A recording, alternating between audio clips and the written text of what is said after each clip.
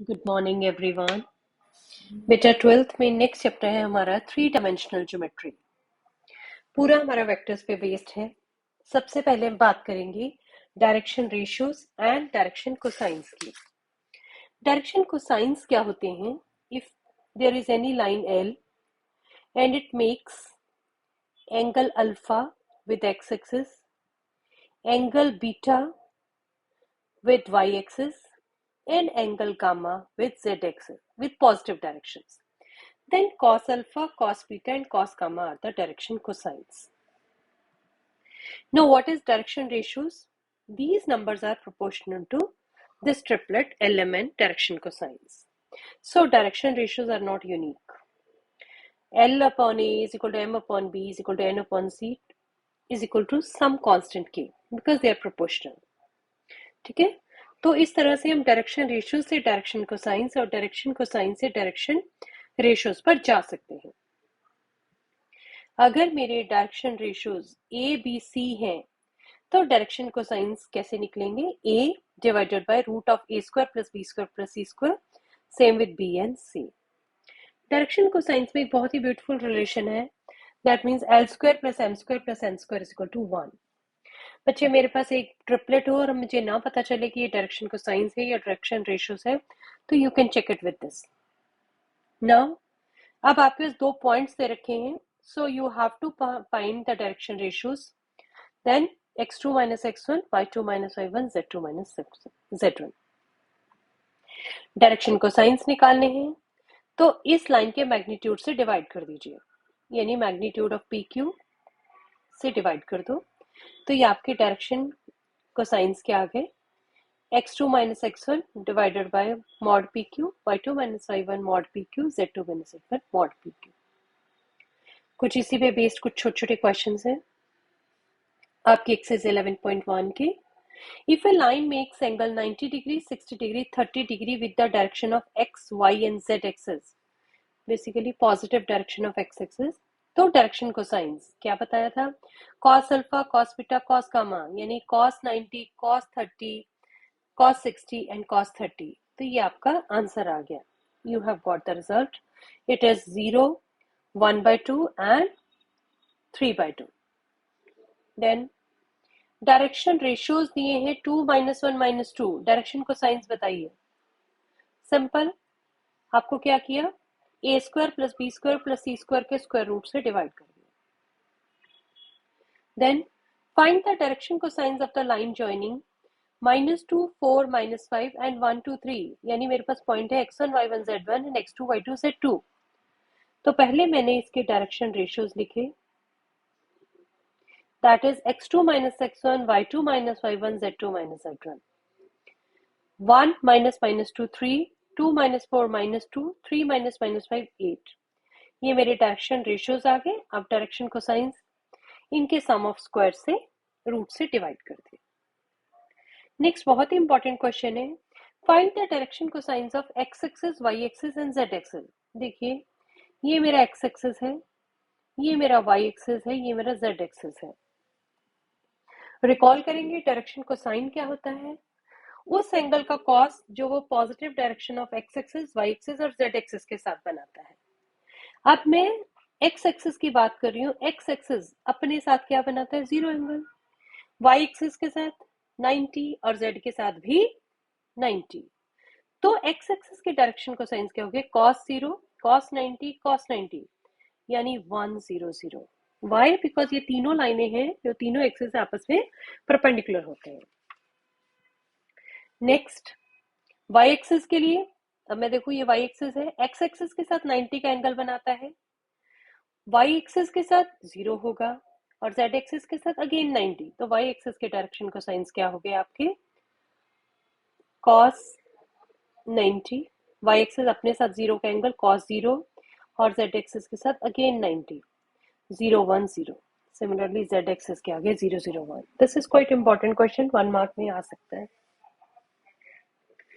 अब आपको चेक कर रहे हैं कि पॉइंट्स कोलिनियर है या नहीं है। हमारा पुराना तरीका वेक्टर से हम क्या करते थे? वेक्टर ए बी निकाले, वेक्टर बी सी निकाले, वेक्टर ए सी निकाले और तीनों के मैग्नीट्यूड से हम चेक कर लें किसी एक का डिस्टेंस दूसरे दो के डिस्टेंस के बराबर है, that means these points are collinear. अब मेरे पास एक और इजी अप्रोच आ गई, मैं ए बी के डायरेक्शन रेशियोज ले लेती हूँ, दैट इज क्या होता है x2 minus x1, y2 minus y1, z2 minus z1, ये आ गया। ऐसे ही एक और पेयर के ले लिए, बीसी के निकालिए 2 10 minus 4। Direction lines are parallel अगर डायरेक्शन रेशियोज जो है प्रोपोर्शनल हो।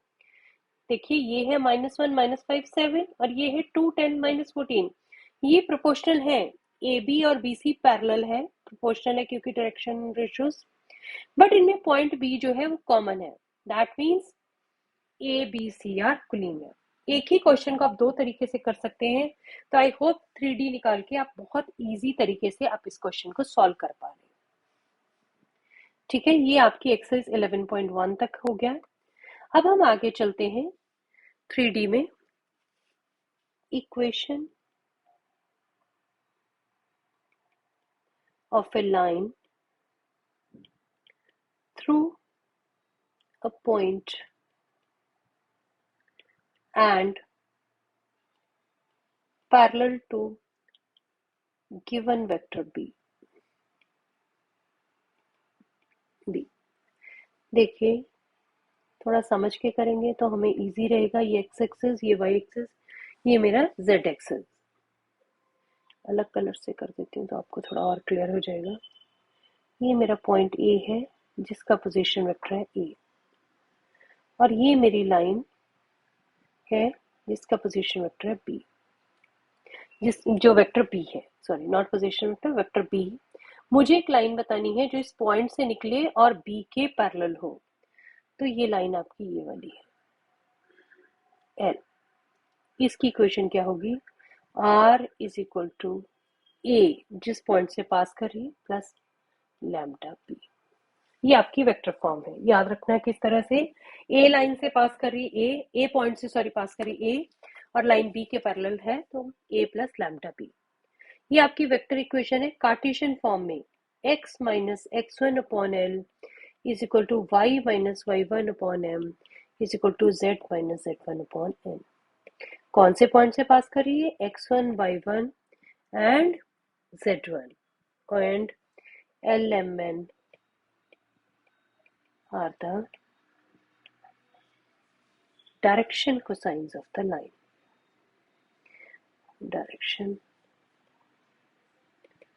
cosines of the line। ठीक है बेटा, चलिए अब नेक्स्ट चीज मेरी आती है। अब आपको दो पॉइंट दे रखे हैं, एक पॉइंट है ए और एक पॉइंट है आपका बी। एक का पोजीशन वेक्टर है ए और एक का पोजीशन वेक्टर है डी। अब आपको लाइन ए बी की इक्वेशन निकालनी है, तो इसकी इक्वेशन होगी r minus A is equal to lambda. अब ये क्या होगी, वहां पे क्या कर रहे थे, लाइन बी के पैरेलल थी, ये क्या है b माइनस ए। देखिए याद, अगर आप कोऑर्डिनेट करके याद करेंगे तो आपको याद रहेगा। ठीक है, आप इसकी कार्टेशियन फॉर्म क्या हो जाएगी, x2 minus x1 sorry x minus x1 upon x2 minus x1 is equal to y minus y1 upon y2 minus y1 is equal to z minus z1 upon z2 minus z1। ये आपकी Cartesian form है। दोनों में आप फर्क भी समझ सकते हैं और आराम से इसको याद भी रख सकते हैं। इसके बाद है आपका थर्ड चीज, shortest distance between two lines. अब देखिए प्लेन में हम क्या होता है, टू लाइन्स जो होती हैं हम इसमें क्या देखते हैं, या तो पैरेलल है या इंटरसेक्टिंग है या कोइंसिडेंट है, ऐसा होता था। बट अब हमारे पास दो तरह की आ जाती है सिचुएशन कि लाइंस क्यू लाइंस हो, बता रही हूँ इसका फर्क बता रही हूँ। और दूसरा है इसके बाद आपकी आएगी पैरेलल लाइंस, यानी स्क्यू लाइंस ना पैरेलल है और ना इंटरसेक्टिंग है और ना ही कोइंसिडेंट है। जैसे इसकी देखिए R is equal to A1 plus lambda B1, point A से निकल रही है और लाइन B1 के पैरेलल है। ये है पॉइंट A2 से निकल रही है और B2 के पैरेलल है। ठीक है, इस केस में आपका डिस्टेंस जो है, distance D will be B1 cross B2 dot A2 minus A1, नीचे आपका cross product B1 cross B2 का मैग्नीट्यूड।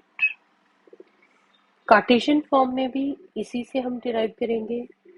देखिए कार्टेशियन फॉर्म में ये डिस्टेंस को हम कैसे लिख सकते हैं, x2 माइनस x1 डिटर्मिनेंट है, y2 minus y1, z2 minus z1, नीचे a1 b1 c1 a2 b2 c2। पहले मैं लाइंस लिख देती हूँ। लाइंस हैं क्या, x minus x1 upon a1, y minus y1 upon b1, z minus z1 upon c1, और दूसरी लाइन है आपकी x minus x2 upon a2 is equal to y minus y2 upon b2 is equal to z minus z2 upon c2। अगर ये lines हैं तो आपने ऊपर लिख दिया determinant x2 minus x1, y2 minus y1, z2 minus z1, मतलब जो दो पॉइंट्स पास करके उनके कोऑर्डिनेट्स का डिफरेंस, और नीचे दोनों के direction ratios divided by b1 c2 minus b2 c1 whole square plus c1 a2 minus a1 c2 whole square plus a1 b2 minus a2 b1 का होल स्क्वायर होल का magnitude. ये आपका answer आ जाएगा skew lines के form में। अगर आपकी lines parallel हैं, r is equal to a1 plus lambda b, r is equal to a2 plus mu b। ठीक है, सेम लाइन के पैरेलल है। लाइन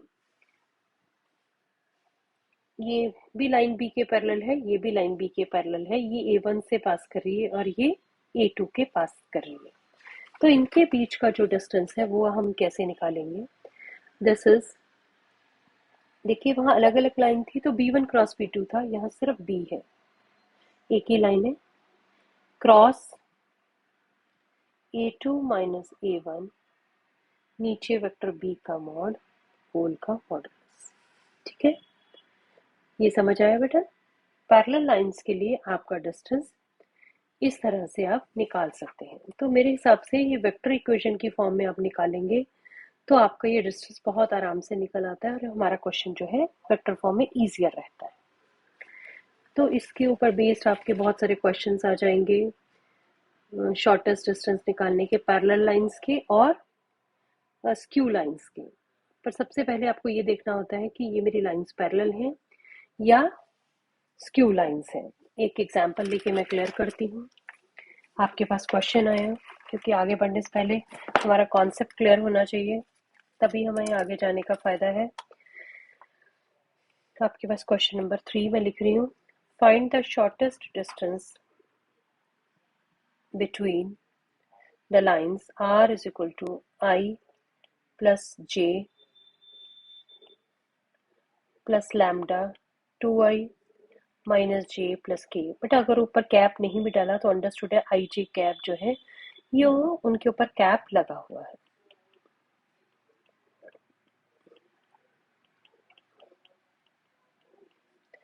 अब देखिए हमें ये पता चल रहा है कि ये लाइंस जो हैं they are skew lines.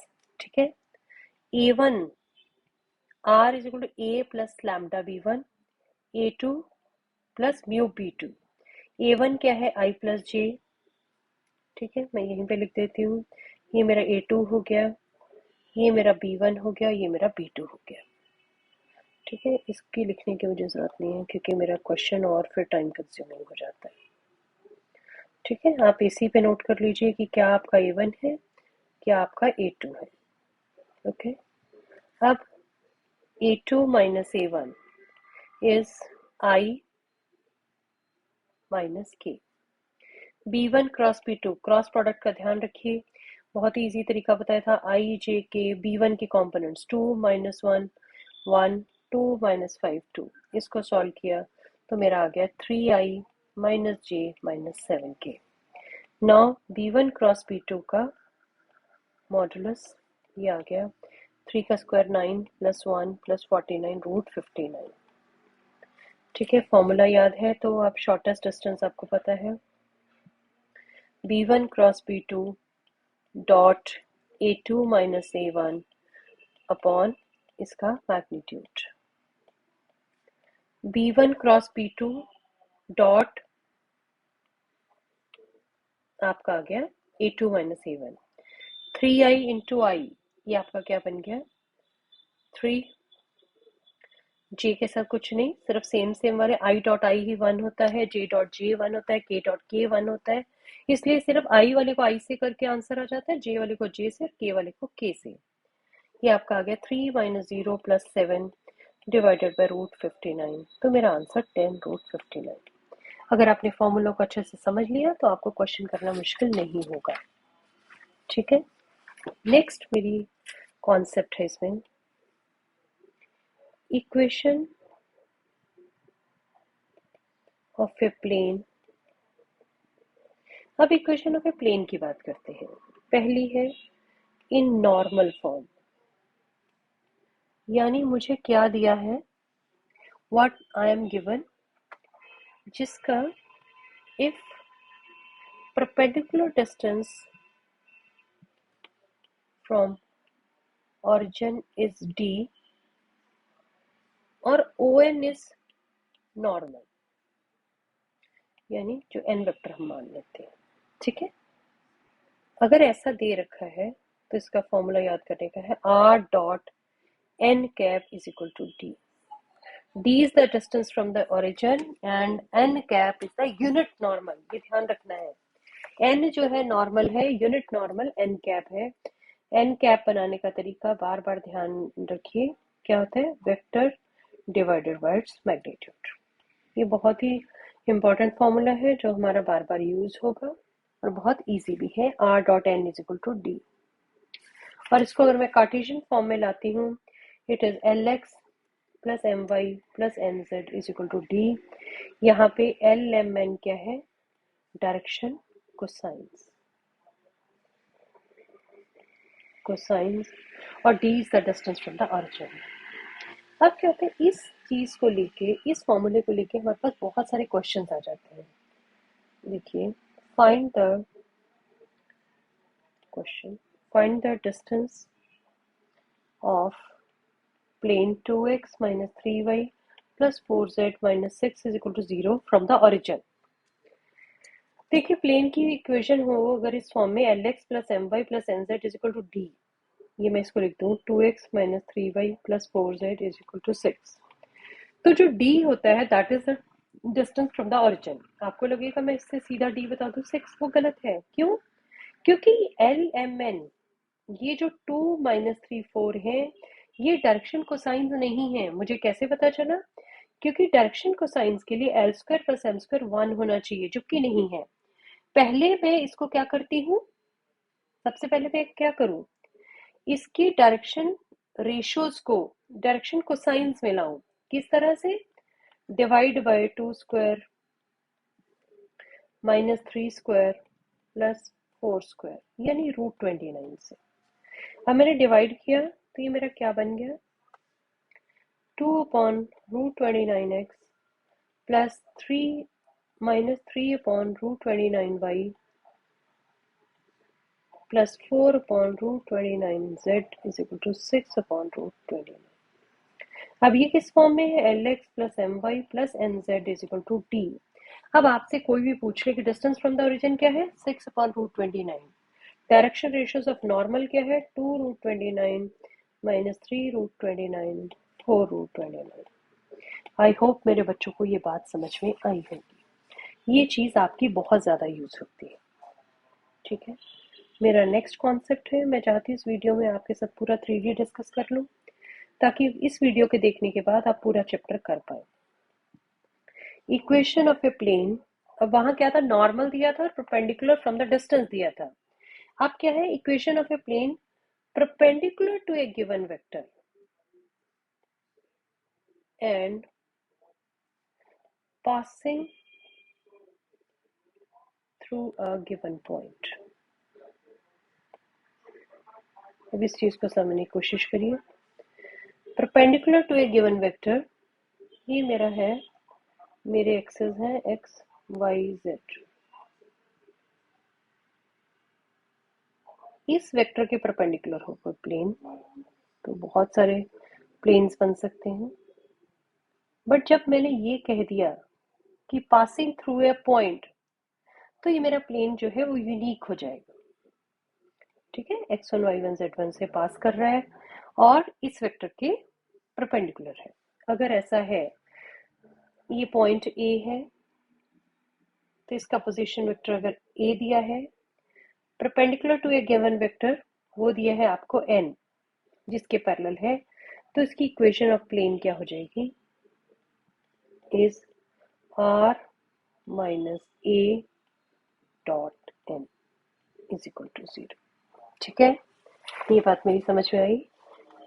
A point से पास कर रहा है और एन वेक्टर के परपेंडिकुलर है। और इसको कार्टेशियन फॉर्म में कैसे लिखेंगे बेटा, यहीं से निकलता है। आर जो होता है एक आर्बिट्रेरी पॉइंट है, x1 y1 z1, तो आपका ये प्लेन बन जाएगा a into X minus x1 plus b into Y minus y1 plus c z minus z1 is equal to 0। यहाँ पे किस पॉइंट से पास कर रहा है, passing through point x1, y1 and z1, and A, B, C are the direction ratios of vector n, यानी जिस line के ऊपर परपेंडिकुलर है उसकी डायरेक्शन रेशियोज है। ठीक है बच्चे, अब नेक्स्ट हमारा कॉन्सेप्ट है, आपको ये पता है एक लाइन यूनिक होती है if it is passing through 3 points, और ऐसे एक प्लेन यूनिक हो जाता है if it is passing through 3 non collinear points. We can fix a plane. चलिए इसकी बात करते हैं। Equation of a plane passing through 3 non collinear points. बेटा पहली कंडीशन पॉइंट्स नॉन कोलिनियर होने चाहिए। अगर पॉइंट्स नॉन कोलिनियर हैं तभी हम एक यूनिक प्लेन निकाल सकते हैं, अगर कोलिनियर हो गए तो प्लेन यूनिक नहीं होगा। तो सबसे पहले आप कोलिनियरिटी चेक कर लीजिए। कोलिनियर कब होंगे, अगर ये तीनों points x1 y1 z1, x2 y2 z2, x3 y3 z3, अगर ये डिटर्मिनेंट 0 हो गया, दैट मीन्स वो तीनों पॉइंट कोलिनियर है। ठीक है, अगर कोलिनियर नहीं है, 3 पॉइंट है ए का वेक्टर ए और कोऑर्डिनेट्स है, दोनों चीजें साथ साथ लेके चलने की कोशिश करते हैं। x1 y1 z1, vector B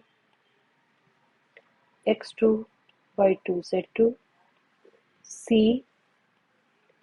x3 y3 z3, तीनों पॉइंट से पास करता प्लेन r माइनस ए, वहां क्या होता था डॉट एन, यही हम कर रहे थे ना। अगर एक ही पॉइंट के परपेंडिकुलर था, यहाँ ये क्या है, it will be r minus A dot b minus A cross c minus A, this is equal to 0। ठीक है, और कार्टेशियन फॉर्म में r माइनस ए यानी x माइनस x1, यहाँ से हम डिराइव कर लेते हैं y minus y1 z minus z1, नीचे b minus A x2 minus x1, y2 minus y1, z2 minus z1, x3 minus x1, then y3 minus y1, z3 minus z1, this is equal to 0। ये आपकी equation of a plane है passing through 3 non collinear points. Next मेरा concept है intercept form. थोड़ा सा line की तरफ आ जाइए। Intercept form of a plane, बिल्कुल लाइन की इक्वेशन की तरह याद रख सकते हैं। ये मेरा x है, ये y है, ये मेरा z एक्सिस है। पॉइंट x एक्सिस पे इंटरसेप्ट बना रहा है a, y एक्सिस पे इंटरसेप्ट बना रहा है b, और z एक्सिस पे इंटरसेप्ट बना रहा है c। तो ये तीनों पॉइंट से पास करेगा। तो डेरिवेशन में हमें नहीं जाना, हमें लाइन की इक्वेशन, जैसे ए भी इंटरसेप्ट हो तो लाइन की इक्वेशन होती है x upon A plus Y upon B equal to 1। अब यहाँ प्लेन है, तीनों इंटरसेप्ट हैं, ये मेरी इक्वेशन बन जाएगी और कार्टेशियन फॉर्म में ही आप इसे याद कर लीजिए। तो it is very easy for you people. ठीक है, next thing, plane passing through the intersection of two given planes। जैसे हम लाइन निकालते थे passing through two lines, अब है plane passing through the intersection of two given planes। जैसे ये एक प्लेन है और ये एक आपका प्लेन बन गया, ये ऐसे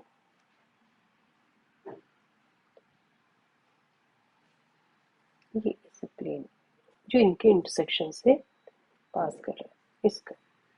इसकी इक्वेशन देखिए, नॉर्मल प्लेन की इक्वेशन है r dot n1 is equal to d1।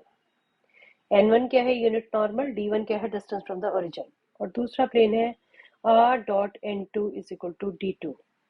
ठीक है, आपको फॉर्म पता होनी चाहिए कि इसमें क्या है। तो plane through their intersection will B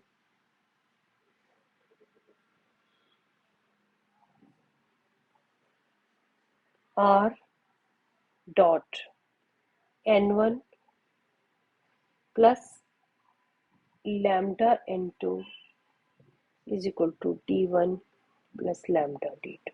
ठीक है, याद रखना मुश्किल नहीं है। r dot n1 plus lambda n2 is equal to d1 plus lambda d2। ठीक है, इस तरह से आ जाएगी। और कार्टेशियन फॉर्म में क्या होगा, आपका पहला प्लेन है, मान लो a1x plus b1y plus c1z is equal to d1। तो प्लेन थ्रू द इंटरसेक्शन क्या हो जाएगा, a1x plus b1y plus c1z minus d1 plus lambda a2x plus b2y plus c2z minus d1 is equal to minus d2 is equal to 0। ठीक है बच्चे, इस पे हम अगर चाहें तो एक आधा क्वेश्चन मैं समझा सकती हूँ। देखिए आपके पास क्वेश्चन आ गया, find the vector equation of plane passing through the intersection of the planes r dot I plus j plus k is equal to 6, r dot 2i plus 3j plus 4k is equal to minus 5, and passing through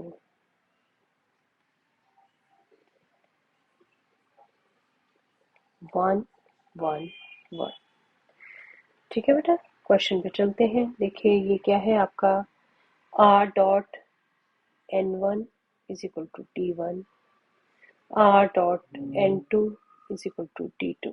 आपको equation बताई थी क्या होती है, r dot n1 plus lambda n2 is equal to d1 plus lambda d2। r dot n1 plus I plus j plus k plus lambda 2i plus 3j plus 4k, then d1 6 minus 5 lambda. ये आपके पास आ गया, that means it is r dot I plus 2 lambda I, यानी 1 plus 2 lambda I, j के लिए j plus 3 lambda j, 1 plus 3 lambda j, 1 plus 4 lambda k। यहाँ तक मैं पहुंच गई। अब आर क्या होता है? आर्बिट्रेरी पॉइंट, यानी इसे मैं क्या लिखती हूँ? X I plus Y J plus Z K dot 1 plus lambda I plus 1 plus 3 lambda J 1 plus 4 lambda K is equal to 6 minus 5 lambda. ठीक है बेटा, इसको मैंने सॉल्व किया। X I into 1 plus 2 lambda, ये क्या बन गया? 1 प्लस 2 लैम्डा एक्स, क्योंकि आई डॉट आई जो है 1 है, ध्यान रखना है। आई डॉट जे 0 हो जाएगा, आई डॉट के भी 0 है। सिर्फ आई को आई से मल्टीप्लाई करके आंसर आता है, जे को जे से और के को के से, बाकी सब 0 बन जाते हैं। 1 plus 3 lambda Y plus 1 plus 4 lambda z is equal to 6 minus 5 lambda. अब ये x plus Y plus z plus lambda 2x plus 3y plus 4z is equal to 6 minus 5 lambda. ये मेरे पास आपका आ गया। अगर मैं इसको भी इधर ले जाती हूँ, इट इज पासिंग थ्रू 1 1। मैं कोशिश कर, इसको भी इधर पूरा प्लेन की इक्वेशन बन जाएगी। 6 को भी मैं इधर ले आई, -6। एक मिनट, इसको भी यहीं पे ले आते हैं, थोड़ा सा इसको ठीक कर लेते हैं। इज इक्वल टू 0 की फॉर्म में ले आएंगे। देखते हैं, X plus Y plus Z, ये +6 इधर आके क्या क्या? -6 plus lambda 2x plus 3y plus 4z -5 plus 5 sorry is equal to 0। यानी ये पहला प्लेन है, ये दूसरा प्लेन है। ये आपको दिया है, इट इज पासिंग थ्रू 1 1 1। पास करिए, x को 1, y को 1, z को 1। 3 minus 6 -3 plus lambda 2 plus 3 5 plus 4 9 plus 4 14, यानी मेरा लैम्डा आ गया 3/14। अब इसमें पुट कर दीजिए आप।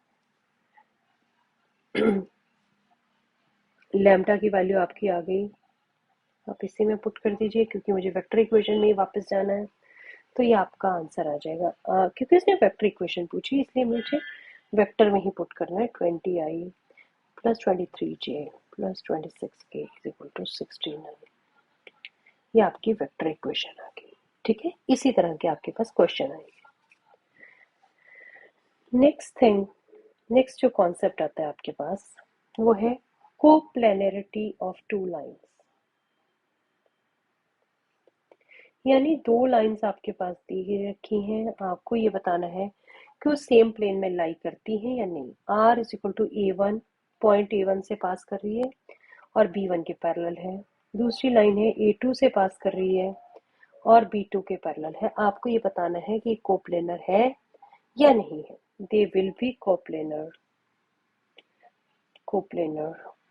इफ जो ये a2 माइनस a1 इनको ज्वाइन करने वाला वेक्टर है, this is dot b1 cross b2 आपका 0 हो जाए। सिर्फ इस चीज को आप चेक कर लीजिए, तो आप कोप्लेनरिटी चेक पाएंगे।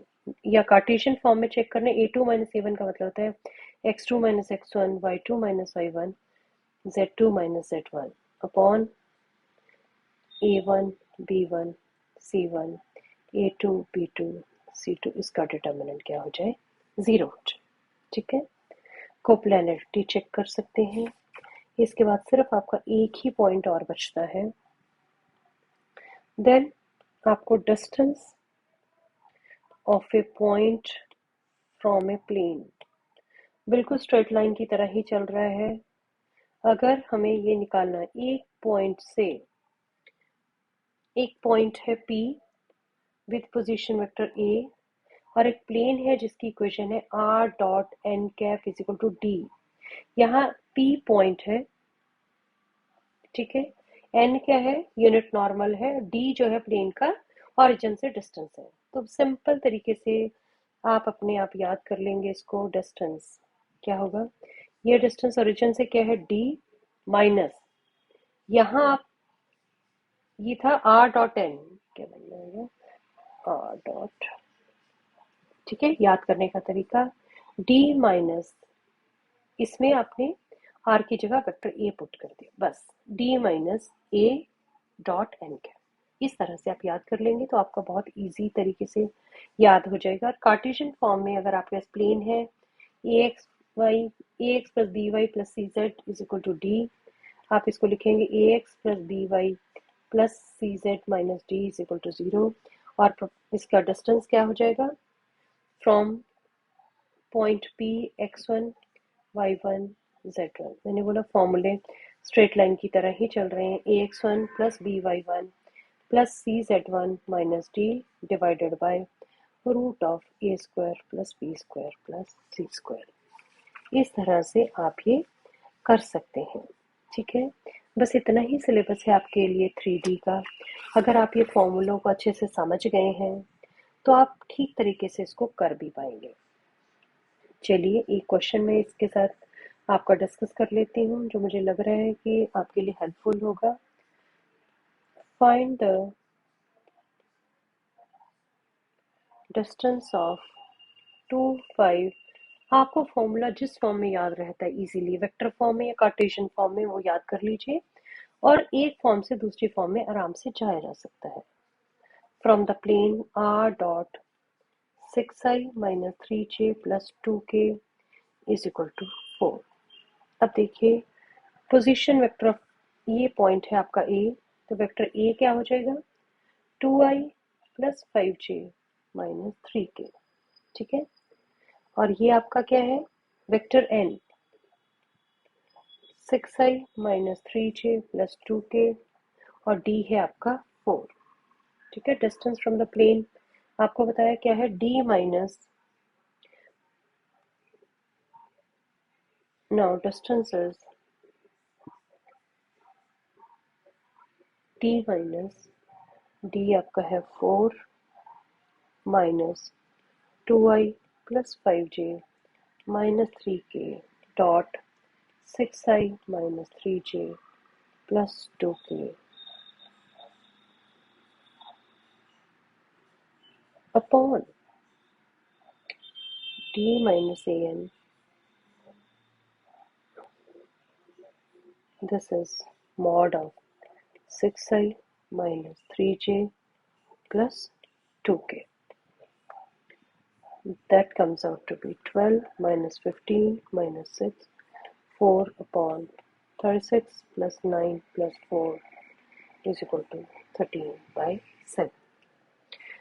ठीक है बेटा, आपको ये लग रहा होगा कि मैडम ने यहाँ तो किसी से डिवाइड नहीं किया था, पर यहाँ पे हम किसी से डिवाइड कर रहे हैं। बेसिकली ये जो आपका था r डॉट एन कैप था इज इक्वल टू डी, और यहाँ पे ये हमारा r डॉट एन कैप नहीं, इट इज n। तो या तो हम पहले इसे n कैप बना के डिवाइड कर लें, तो उसके बाद ये फॉर्मूला लगा लें, तो स्ट्रेट वे वो लग जाएगा। उसको भी मैं करके देख लेती हूँ ताकि आपको थोड़ा सा और क्लियर हो जाए।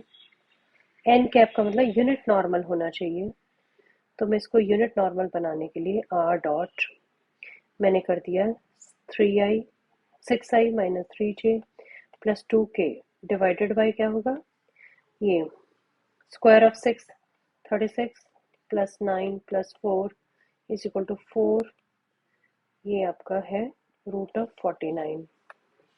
ये हो गया r dot 6/7 minus 3/7 j plus 2/7 k is equal to 4/7। Distance का फॉर्मूला क्या होता था आपको, देखिए मैंने क्या बताया, d minus this required distance d minus a dot n cap. अब यहाँ पे देखिए इस फॉर्मूले में मेरा डिस्टेंस क्या है 4/7 माइनस a क्या है 2i plus 5j minus 3k plus 5j minus 3k dot n cap. n cap क्या है 6/7i माइनस 3/7j प्लस 2/7 की।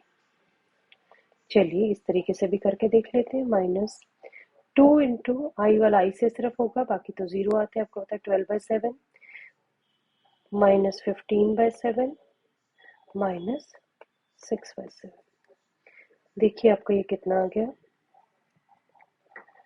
4/7 minus 12/7 plus 15/7 then plus 6/7 13/7।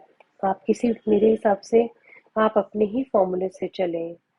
Book में आपको ये मेथड दिया है, आप अपने ही फॉर्मूले से करें जो आपके साथ बहुत इजी तरीके से जा रहा है। तो आप उसी तरीके से आप करेंगे तो आपको दिक्कत नहीं आएगी कि आपने ये याद कर लिया कि ये पॉइंट ए है और प्लेन मेरा R dot N cap is equal to D की फॉर्म में है, तो डिस्टेंस क्या हो जाएगा, D minus A dot N cap. पर पहले उसको नॉर्मल फॉर्म में प्लेन को लाना पड़ेगा। जो आपका प्लेन है वो नॉर्मल फॉर्म में नहीं है। आपको बता दिया कैसे पता चलेगा नॉर्मल फॉर्म में नहीं है, क्योंकि यहाँ डायरेक्शन रेशियोज दे रखे हैं। डायरेक्शन कोसाइंस के लिए sum of direction cosines is always equal to 1। बेटा आपके साथ मैंने बेसिक कॉन्सेप्ट सारे ही यूज कर लिए हैं, सारे आपके साथ क्लियर कर रही हैं। इसके साथ आप एक्सरसाइज 11.1, 2 और 3 कर पाएंगे।